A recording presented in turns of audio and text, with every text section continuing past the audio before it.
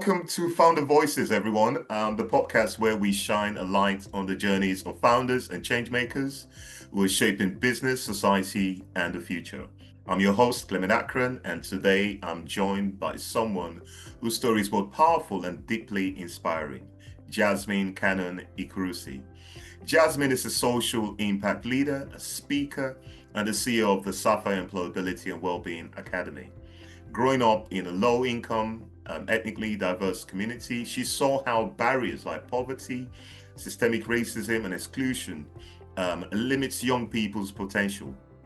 So instead of being defined by those challenges, she's using them to fuel a dedication to empowering young people, especially those from marginalized background, to access opportunities, believe in their power, and lead transformative change. Jasmine, welcome to Founder Voices. Thank you so much, Clement, for having me. It's been an honor. Excellent. So let's start at the beginning. Can you tell us a bit about your upbringing and how those early experiences shaped the work that you do today? Okay, where do I start? I'm half Nigerian and half Cameroonian. My dad's Nigerian. I'm the first of 7 kids. So already you can tell that responsibility has been in my DNA, being the firstborn, and looking after my siblings. Also, being from an African family means that you're instilled from a very young age to be great. I actually was fortunate enough to go to private school in Kent. So I feel like the fundamentals of everything I learned from secondary school enabled me to, when I see my peers, because my sister and the rest of my siblings didn't go to private school, but coming back home to Woolwich, I saw the differences in our mindsets because I saw a world that needed more, but they were satisfied with being just there and being stagnant. And then obviously I finally went off to uni, and my first degree was business management, and then I did my MBA. And then you're kind of thrown into this world trying to navigate what to do next. Everyone's telling you to be this and that, but I realized that I had to do what I loved, and that was my purpose. And then one thing that really struck out to me is all my friends that I knew in the area of Woolwich will probably have 3 or 4 kids by now, and we're all 21. That was the reality of my environment and my people, and realizing I wasn't okay. I'm always the one that people will know you can call at 2 a.m. to pick you up, to help you.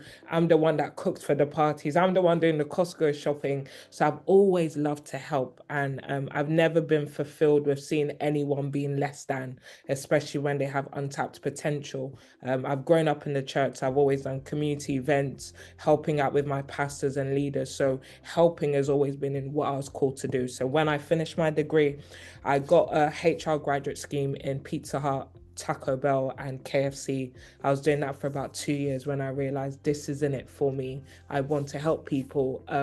My dad, my mum, everyone was furious, saying, "What is this? We spent private school money on you. You're meant to be our next leader, and you want to do charity work." But I knew this was where I was meant to be. So I feel like the circumstances of my environment, Woolwich, in an area I grew up in that was highly deprived at the time. But now when you see it, it's turned around. My family circumstances, being the firstborn, has sort of brought me into this pathway of building Sapphire. Excellent. Wow. Well, let's dive into Sapphire itself. I mean, what was the spark that led you to start the Sapphire Employability and Wellbeing Academy? Yeah, so like I always say to people, it's always a mistake in itself because I didn't plan to help. It was just something I love to do. So I put on my first event in 2015. I mean, one thing about me is I'm a dreamer. I don't see things now. I see, I'm seeing 10 years and it must happen now. So I went out 2015 April. I went out and I rented out the Guild Hall in Stoke-on-Trent, which is where obviously I graduated. I mean, this hall should sit like 1,000 people. I took all my student finance money I saved for the year, got food. I mean, I bought household equipment for families, you name it. And I was just like, there's going to be thousands of people I'm going to help. And I think we got like 20 something people. And my mum and sister, they're like, don't worry, even if you help the one person. I'm like, no, why am I not helping the thousands now? But also just hearing the testimonials of like the 20 to at the end of the day, I ended up with 50 people. And they were like, you helped us with this. And that was it for me. That one testimonial, or the couples of testimonials, made me realize this is what I was born to do. Hearing people's stories, helping them out of their situations they were in now was what I was born to do. So, finished uni. Obviously, I was doing Pizza Hut alongside because I know about side hustles. No one told you that. Keeping that side hustle and then starting off, I started off with Greenwich Council. They gave me a space in the library so I could put on events and workshops there. And then I finally partnered up with Southwark Council, but then it was a lot of different events, but there was no strategy, and realizing I couldn't be everywhere. So I think 2018 was where I finally developed our academies because I realized that you want to help everyone, but there's certain areas and pockets of needs that our community needs. I can't help them with everything, but there's a major impact areas, and that was the employability, because I wanted a world where poverty and hardship was a thing of the past. And how do we break the cycle of handouts? I don't want them to be coming for food bank vouchers constantly. I want them to be able to have the power in their hands. And how do they do that with an income that they can have from their own pockets to look after their family? So it's tackling the employability side, getting them jobs of purpose is how I phrase it. So we built the Sapphire Employability Academy to help our people get jobs, not just jobs, but jobs of purpose where you wake up in the morning and you come alive because it's something you're born to do.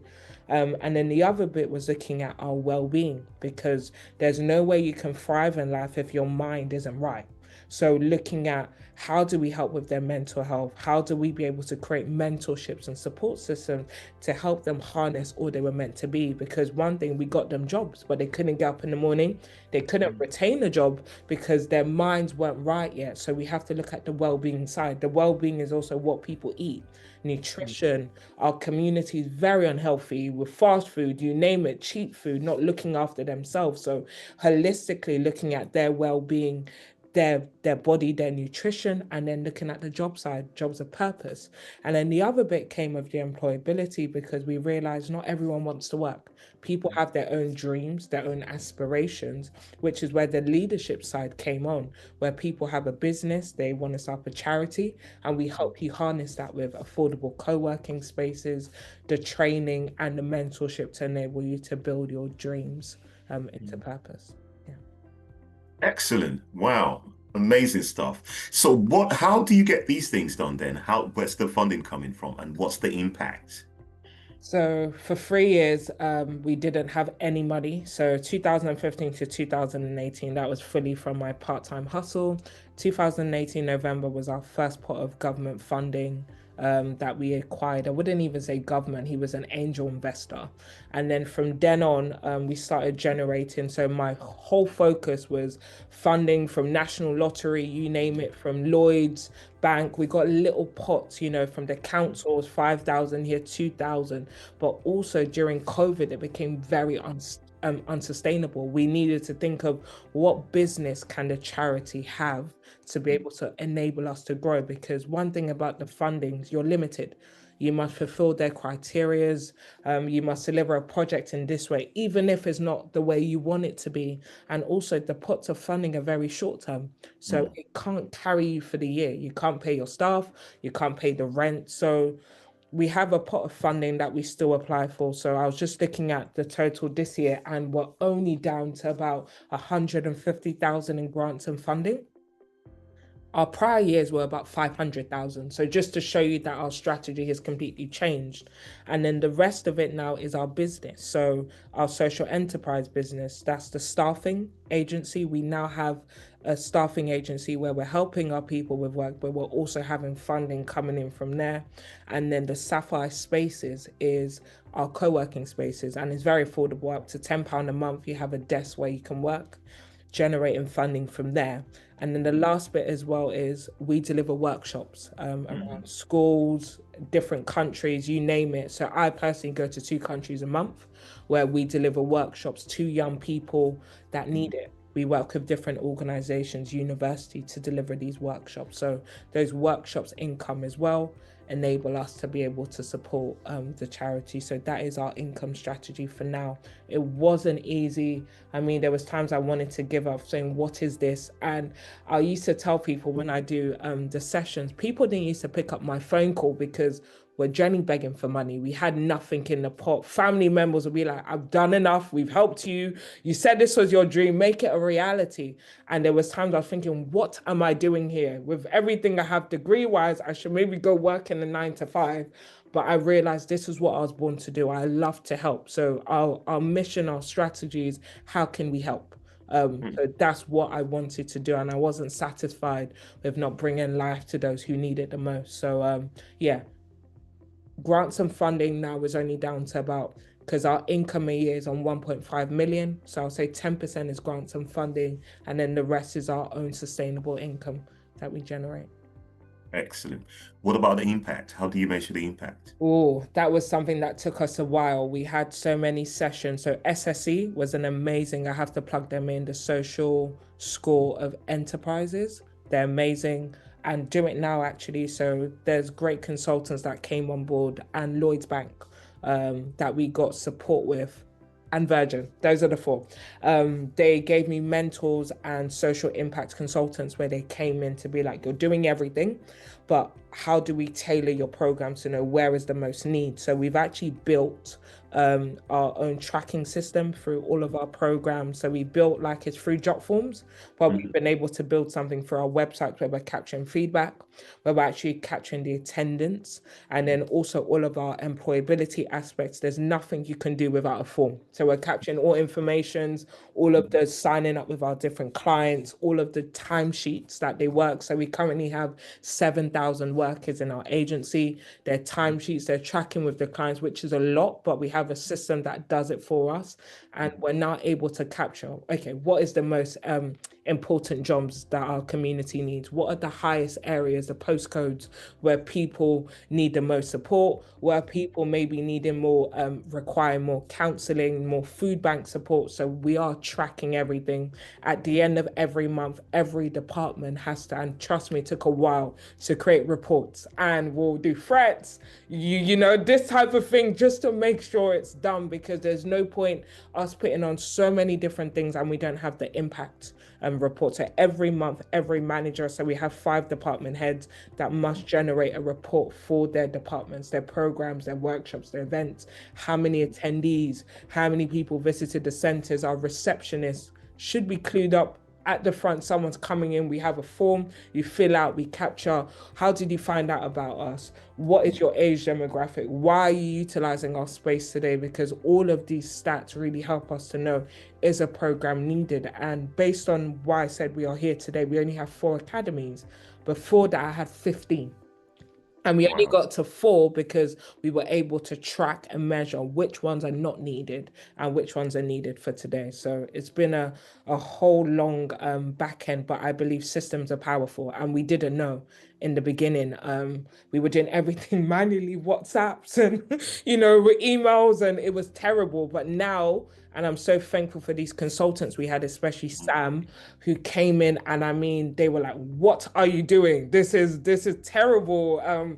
You wouldn't grow to where you need to be if you don't have the systems in place." So having those consultants helped us, and I have to plug in consultants who are enabling us to look at, because they're external. They come in and they're like, "Whoa," and you've been there, so you can't see what's happening, but they're able to come in, and it's very hard because no one likes criticisms, because to you you're trying, but they're not hurting you. They want you to be better and help Sapphire to be better. So systems we've created help us track everything. We don't have to do everything manually anymore. So that's what we've been doing to track our impact. And today we've helped over 11,000 families and young people just in the UK.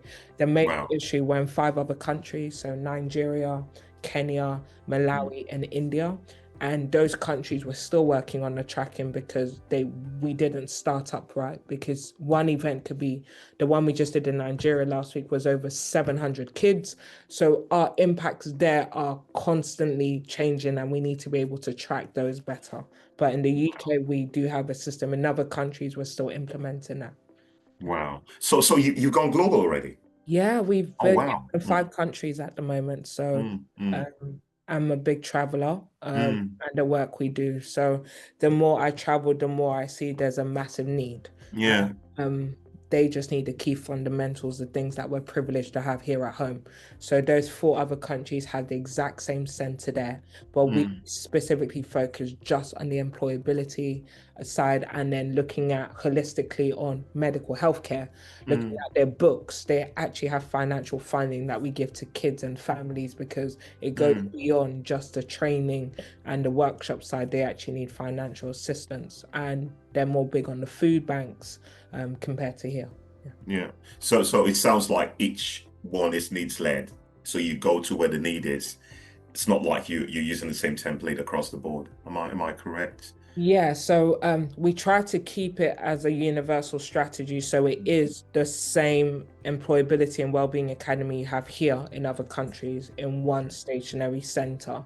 Mm, But then the team also have a little leeway every month. They can send a proposal to Courtney, mm, who does our fundraising and partnership, to say there's this project we want to tackle on because there's this need. Then they can highlight that just for the month. mm. But it's not something that they're allowed to just tailor because we want it to be Sapphire Universal. You go to each country and you're getting that same support. Yeah. Excellent. Wow. Wow. Talk about busy and being impactful.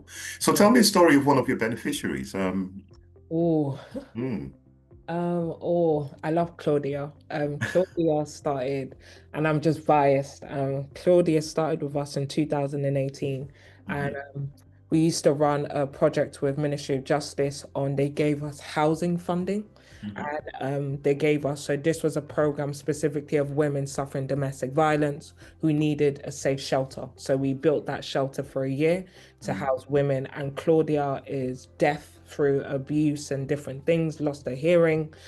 We housed her for a year.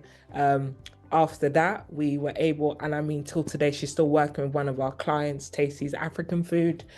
She's working there. She started from a cleaner all the way to supervisor, site manager in our Leighton branch.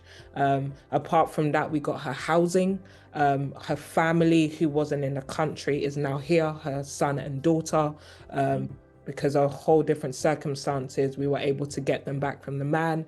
And now she's housing her families and she's working and she's going through the ranks. And the most important thing is she would never leave a Sapphire Center. Every week she's coming there to volunteer, help out.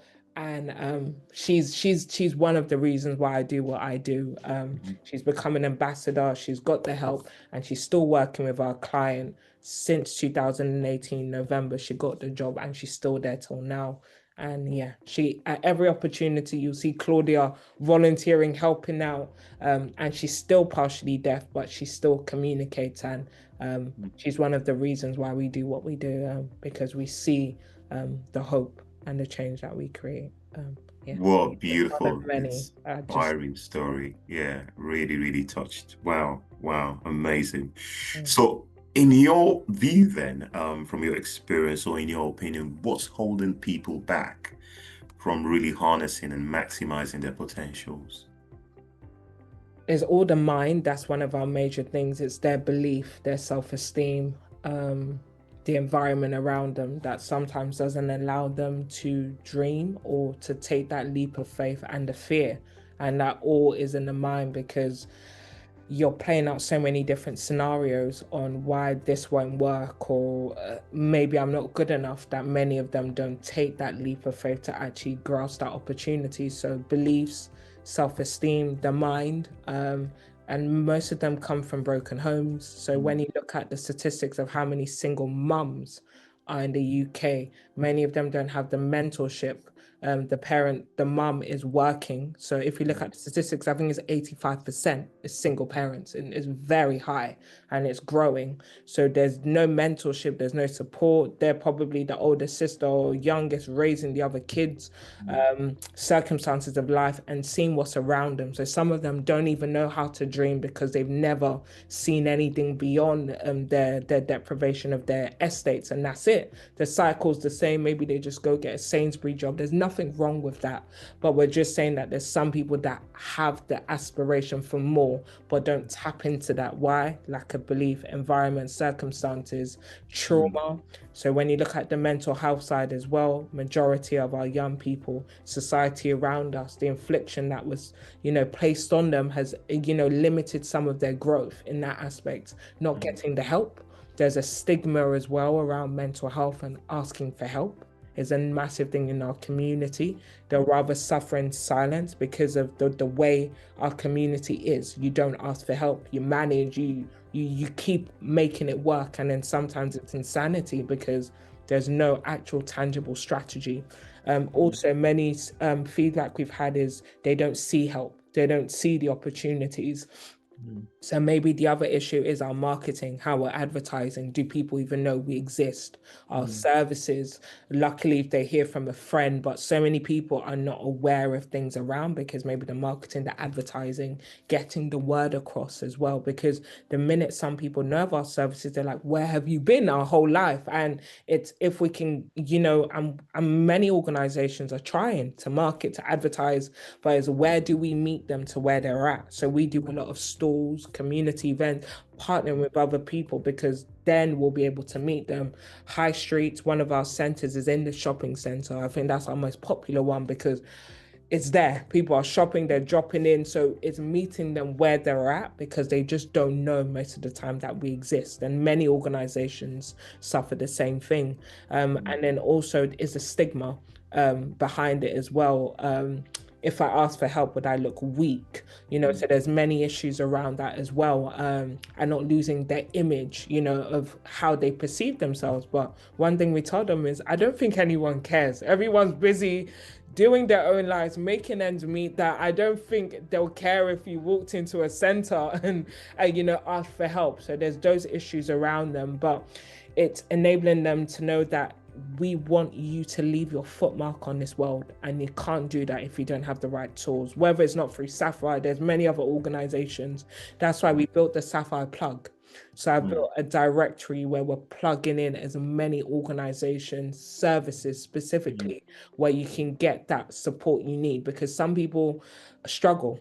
Yeah. We have so many conversations where we used to have the yellow pages and you used to have everything in one place. We don't have those directories anymore, but Mm, specifically a directory of color, people mm, who look like you that you can relate to. So that's why we're now building the directory plug where you mm, can get that support you need, and it's by a search, in a box, and you can get, okay, I'm looking for a mental health counselor, or it could be something as an accountant, or it could be a lawyer, housing, different things like that. But yeah, it's a massive barrier where to find the information. Is it accessible? The marketing, the mm. advertising, around that as well. Yeah. Excellent. For the sake of audiences and those listening or watching us right now, could you tell us where your branches are, especially the ones in England? Okay, the ones in London we have in Southwark, we have in Islington, and we have in Grays. Those are our major three, and we have our last housing in Greenwich. Yeah. Excellent. Brilliant. Jasmine, you wear so many hats. How do you do this without burning out? Um, to be completely transparent, I'll say 2022 I did burn out because I wasn't balancing or prioritizing my well-being. So now I have a little strategy. Sundays are well-being days. It doesn't matter what I do, that's half shut down because I love my church. And then let's say half the day there's no admin, it's turning off from work wise, but then Mm, prioritizing things I love to do. I never used to do that in the beginning, family time, spending time with loved ones. But there's something about purpose. You don't get tired, and people don't understand it. You can juggle many things because I love to do a lot of things, and I don't want anything to be put on the back end. So I run Sapphire full time. mm, And the other bit is I work for NHS as a contractor, which I've got for the next 2 years as a community project manager. I would be starting a new contract with the Navy as well. And then I did my education up to last year, and I've taken a pause because I needed to balance and prioritize other things within the company. And then the other bit is I do workshops. I'm still a public speaker. I do that 2 times a month. And mm, I'm very specific on international because there's so much that is needed there, and I want to share my wealth of knowledge with the workshops I can deliver. So 2 times a month I'm selected in a country and I go there and I meet young people. I get to deliver workshops, but I'm able to juggle multiple things because it's my purpose, it's what I was born to do. So you can never feel tired. And also, I'm a planner. I'm not scattered. I know what I'm doing every Sunday night. This is my plan for the week. I plan everything in my calendars. I love to organize. I'm very OCD because then I'm not struggling to balance many things.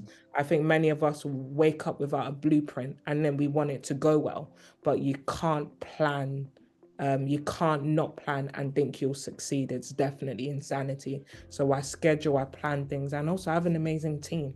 I don't have to carry the world alone. I think it's very deluded if you think that, but I have an amazing team. In total, we've counted, I have 24 staff who run different things, the projects, the department. So I'm not carrying the world before. I'll be doing social media, doing website, running events, finance. So I'm not doing all of that, and it's chaotic because something suffers. So I have people in place. I have a COO. I was fortunate enough to have her from last year. So she can deal with operations. I can deal with strategy. Everything has its place. And obviously, we're still developing, but I have a team who is my backbone, who I can work with, who I don't have to burn out or carry everything alone. And I also ask for help. I'll be like to my team, I need help with this area. And so I'll be like, okay, I can do this too. So giving roles, descriptions, having people, and I can also be very frustrated wanting to do everything myself when it's not being on time. But I'm now trusting and relying that I get burnt out when I'm trying to do everything.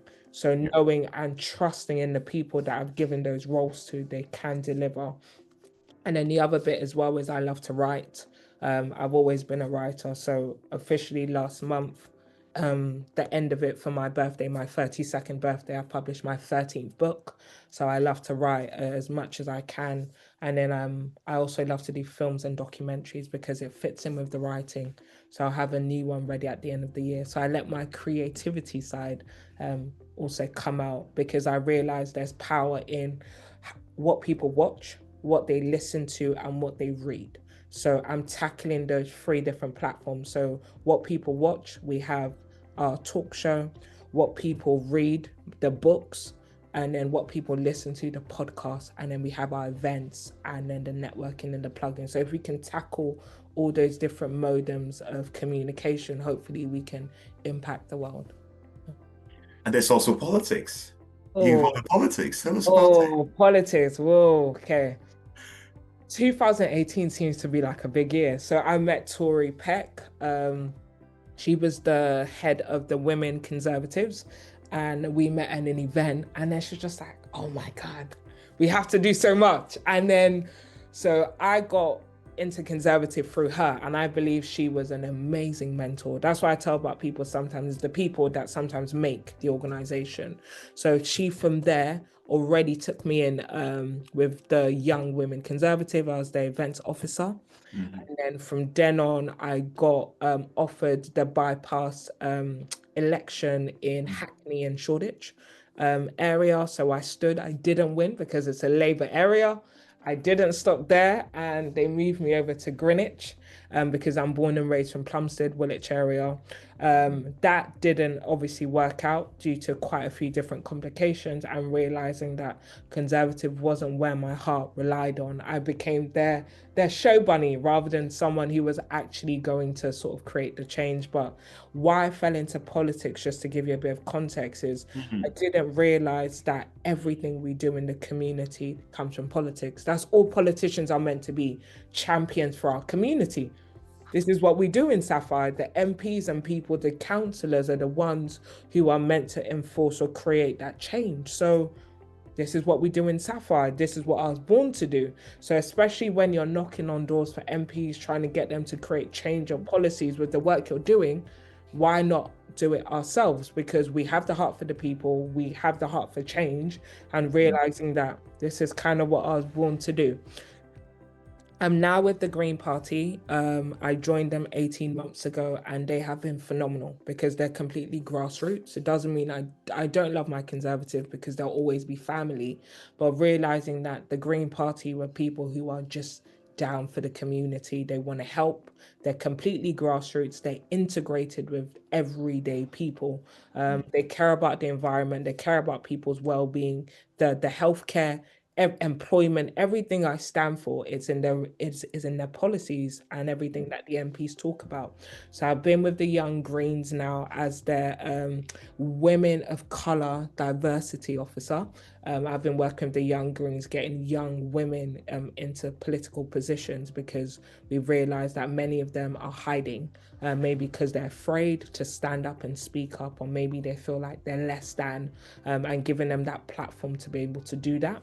And then I hope to stand for the election next year in 2026 when the general election and everything comes out. So politics has been my heart. I didn't realize that Sapphire and politics just work hand in hand. It's just about the community, but it's having the right people who are there, who promise and deliver what they say. It's not just talking the talk, but actually walking the walk and actually standing up for the people that need it the most. So hence I'm in politics. It just works hand in hand and with the community. Absolutely, absolutely. I could not agree with you more. Politics is really important, Yeah. and especially if one has the heart to be a change maker, you've got to delve into politics. For me, it's the extremities from being a Tory to Green, not even Labour, not even leave there, just boom, Green. But what do you say to people that say, "Hey"? So, Jasmine, you're wasting your talent. Why the Greens? They're not going to win anything anyway. Why not Labour? That's what everyone says. Funny enough, even my dad, because he's Labour. But I realized that I'm for the people, and that will be everyone starts from somewhere, right? It's not for me, it's not about who's hitting the league tables, it's about who is the everyday change makers, who I can tangibly see them try and create something for good. And I like a battle, I like a challenge. So that's why I took the Greens and I see their heart for the community. So to me, it wasn't who's highest on the league table or who can actually make a change. It's the people who I know are trying every day, but they don't have the manpower.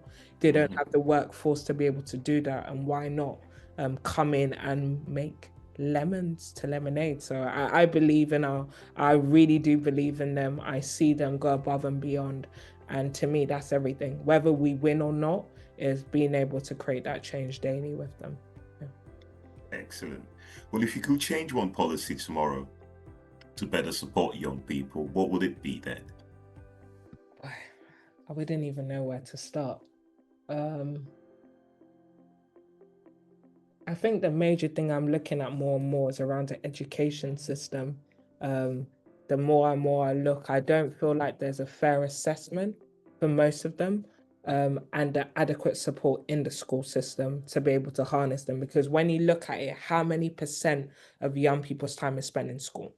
And when I work with the teachers that every day, they don't have the adequate resources. So I believe for me, that is the biggest and the most impactful thing. Once we can work on the educational system, Mm. we can change the world of young people. Education is power. And many of them, they're either dropouts, leave, feel isolated because they don't have enough resources. The teachers are stretched. They don't even have enough support system or well-being places in the schools to help young people harness what they were meant to be.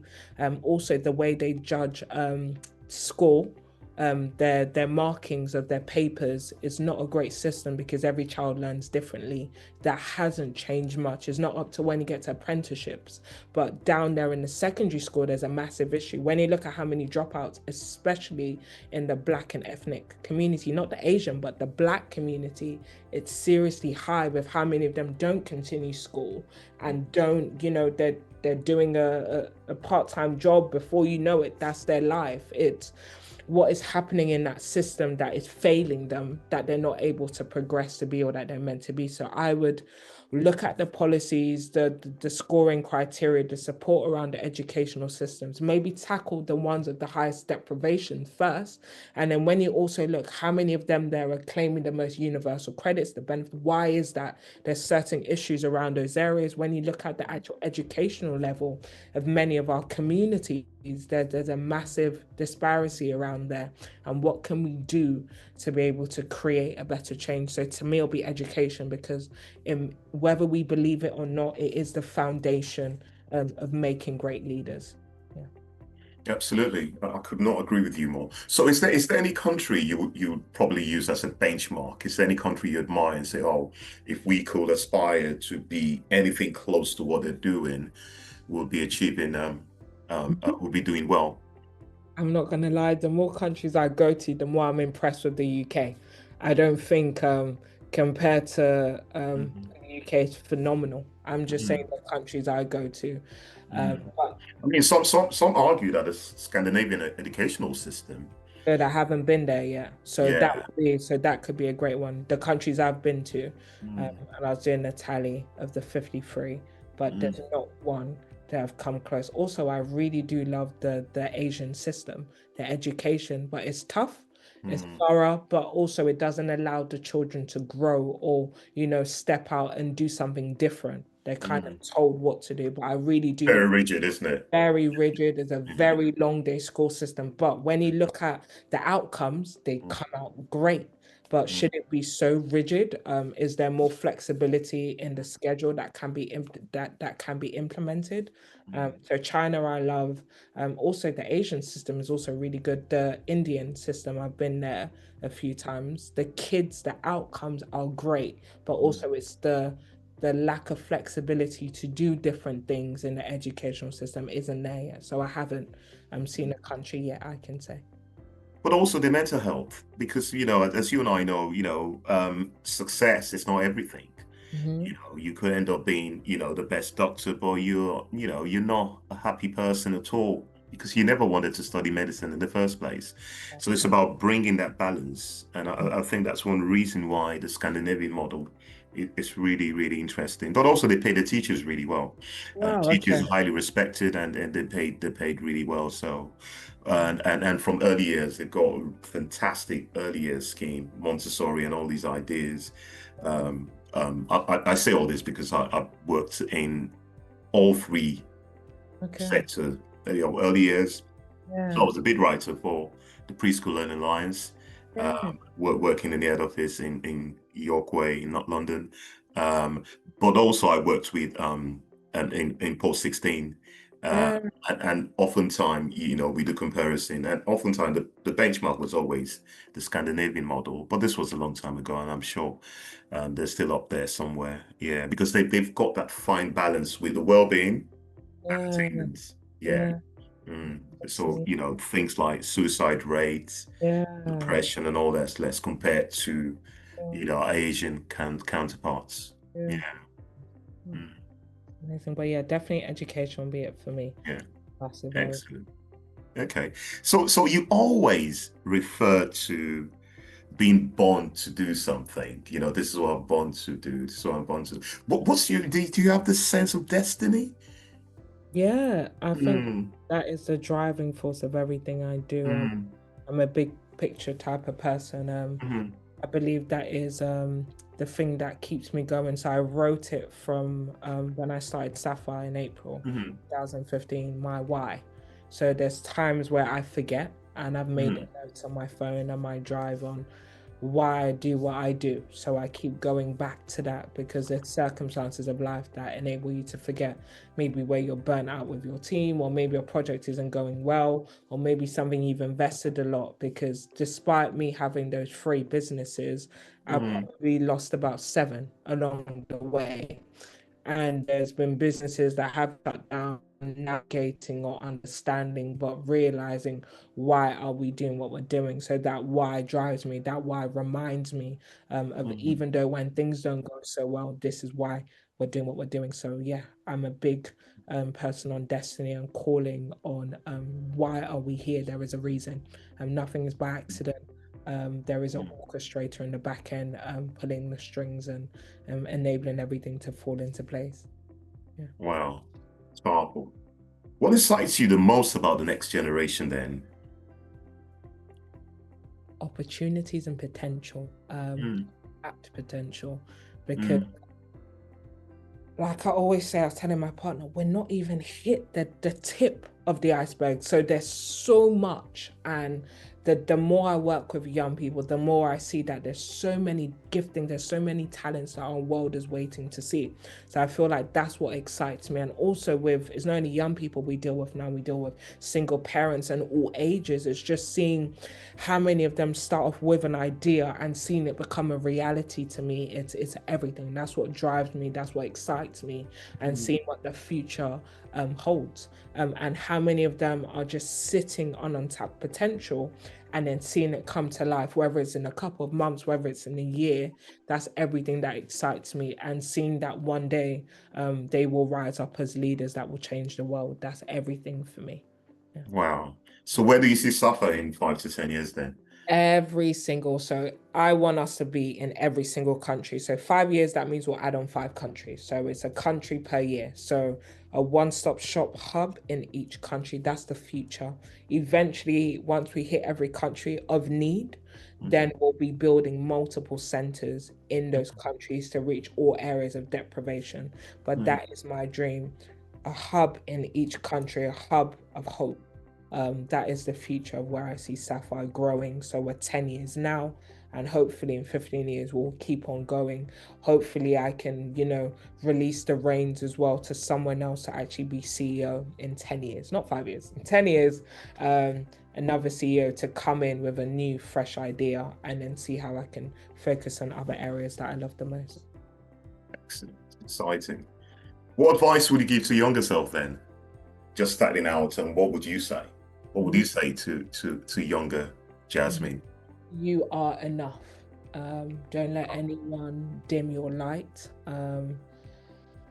Your time and your season is now.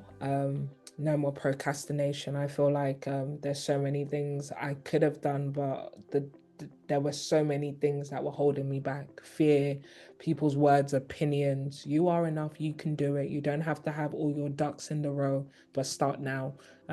For many of us, we're sitting on so much ideas and potential, Mm. but we're holding ourselves back. So, not tomorrow, today, you're going to start with whatever ideas you may have. Test the waters. And one thing I've realized is okay to test something out and see from there, get research feedback and see if it works. So, start now. You are enough. Don't let Mm. anything hold you back. Don't let anyone dim your light. Um, and remember, the only person's opinion that counts is yours. Um, yeah. Excellent. So, last question. What has leadership taught you about resilience and authenticity? I'm still learning leadership. I do not have it down. And realizing that I will lead in my own way, in my own style. But also, I feel like as us leaders, we're not developing. So I'm Mm. a big person as well on training my skills, sharpening my tools, and also realizing that to lead, you can't do it alone. I have a massive team who lead just alongside me. We Mm. all lead together. For us to enable Sapphire to be all it's meant to be, it's not a Jasmine isolated project, it's a we. So all of us will lead together, we'll build this nation into all it's destined to be. But it's not going to be one leader, it's all of us people to make that dream a reality. Excellent. Well, Jasmine, thank you so much for joining me today and sharing your story.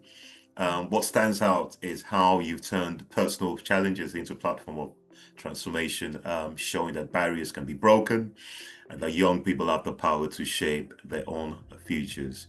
For our listeners, if you'd like to learn more about Jasmine, head to sapphirecommunity.org. She has you're doing something on Friday, aren't you? Do you want to Yeah, yeah, tell us yeah. about it? Yeah. Yeah, on Friday the 22nd, we're launching the Islington Centre. Um, Woohoo! thank you. And yeah, from 4 till 6 p.m. So join us if you're free. Thank you. Excellent. And you can also connect with our on LinkedIn and check out your podcast, SJW Podcast. Yeah, That's on your website, isn't it? yeah, that's right. It's Yeah. on. For more conversation around social justice and well-being. This has been Founder Voices. I'm Clement Akron, your host. Until next time, keep building, keep dreaming, and keep creating change where you are. Thanks for listening. Thank you. Yeah.